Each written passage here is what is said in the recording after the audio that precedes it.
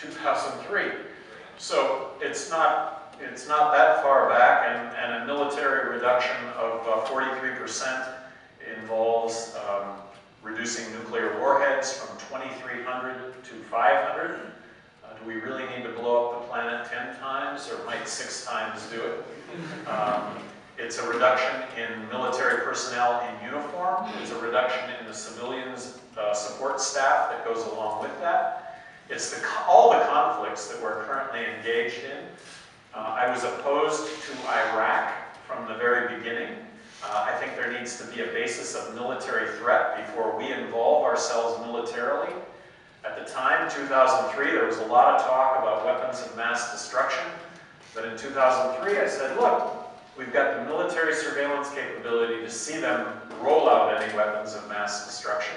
If they do that, we can go in there and deal with that. But if we go in, I think we're going to find ourselves engaged in a civil war to which there would be no end. Afghanistan, I thought initially, was completely warranted. We were attacked, we attacked back, and after having been in Afghanistan for 6 months, we wiped out Al-Qaeda. That was 11 years ago. We're building roads, schools, bridges, highways, and hospitals in Iraq and Afghanistan and other parts of the world, and don't we have those same needs here in this country? Libya. Where in the Constitution does it say that because we don't like a foreign dictator, we should go in and topple that foreign dictator? Haven't we injected ourselves in a civil war in Libya? And we're going to pick a winner in Libya, and is it going to turn out to be similar to Mubarak, where 20 years after the fact, we're admitting that he was corrupt, that he is corrupt, and that he was just the lesser of two evils? Are these decisions that the United States government should be making? I don't think so. And then Iran. Iran is a great example of we should be vigilant to any military threat that is posed by Iran, but there isn't one today. And why is it that Iran is raising its head in the first place? It's an unintended consequence of us having taken out Iraq. That was their only concern. Every morning Iran woke up to what's Saddam Hussein, what might he do to us today? What's Iraq going to do to us today, potentially? And when we took that away, we're stuck with the consequences. So we should be vigilant to that military threat. I'm opposed to foreign aid. I think the fact that we're borrowing and printing money to the tune of 43 cents and then we're turning around and giving it to other countries when we have those same needs, I think that's crazy. But I would like to distinguish between foreign aid and military alliances. I think we've had military alliances, we will have military alliances, and that it's key to being able to shift the burden from the United States to other countries, that we might maintain a vigil for a terrorist threat that I think is real. But the burden of maintaining that vigilance needs to be shared by other countries, not just the United States. I think that the immigration issue right now is really a hot-button issue. I tell you what I would do when it comes to immigration. That is, number one, I would not build a fence. I think that would be an incredible waste of resources. Number two, I would make it as easy as possible for someone that wants to come into this country and work to get a work visa. Not a green card, not citizenship, but a work visa that would entail a background check and a social security card that applicable taxes would get paid.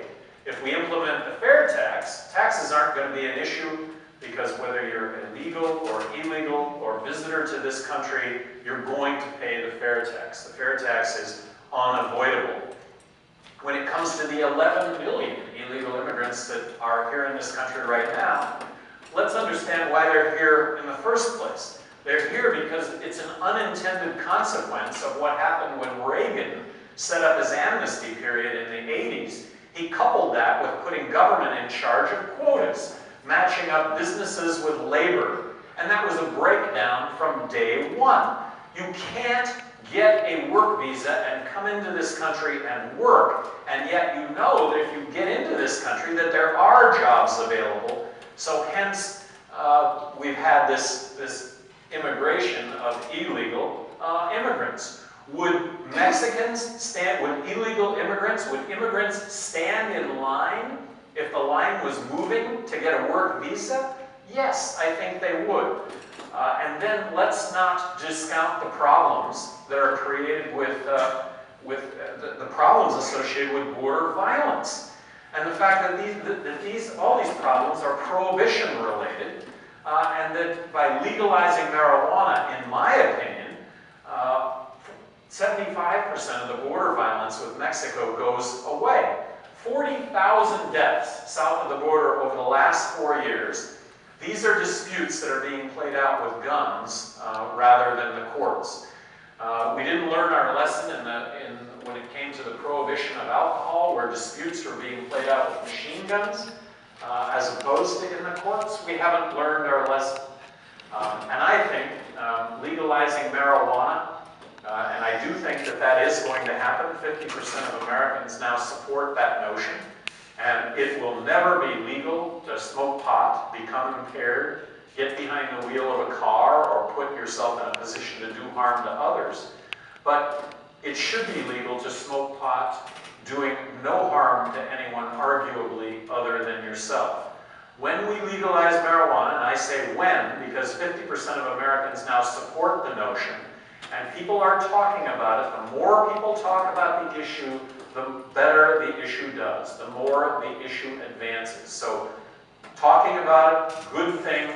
When we legalize marijuana and realize that the earth doesn't stop spinning, that actually this place is a better place to live because police will actually go out and enforce real crime as opposed to victimless, nonviolent crime, I think that we take giant steps toward all the other drugs, which, for starters, need to be looked at first as a health issue rather than a criminal justice issue.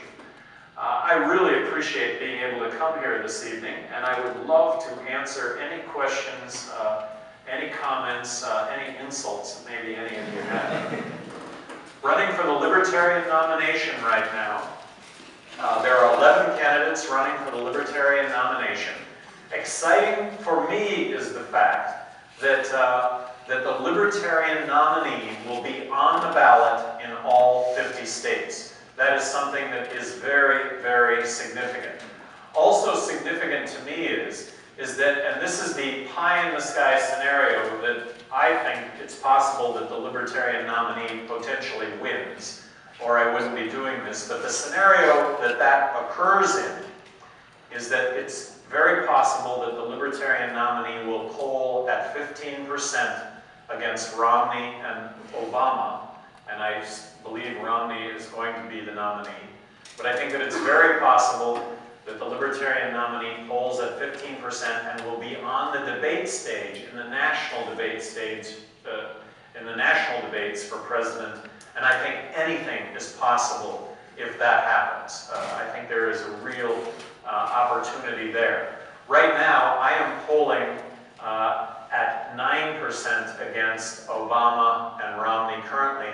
I wouldn't put so much significance that I'm polling at 9% as any name as a third, as an alternative to those two would probably poll at that level.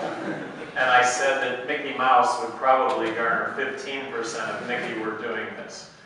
So